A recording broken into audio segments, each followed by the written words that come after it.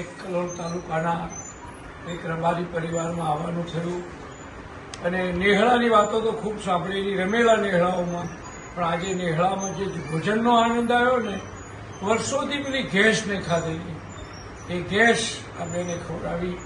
આ દીકરી ઇંગ્લિશ સાથે BA થઈ અને અમેરિકા જવાની છે, એને એ રીતનો સંબંધ એનો કરેલો છે એ પાત્ર સાથે, અને આ બધા દેશોમાં ફરી આવી તો મને બહુ આનંદ થયો, કારણ કે મારો મિત્ર પણ વર્ષોથી અમેરિકામાં રહે છે. ત્યારે મેં વાત કરી કે હું તને પરિચય કરાવીશ.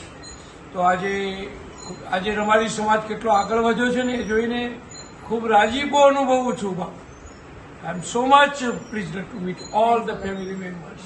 મે God bless you. You will reach your goal.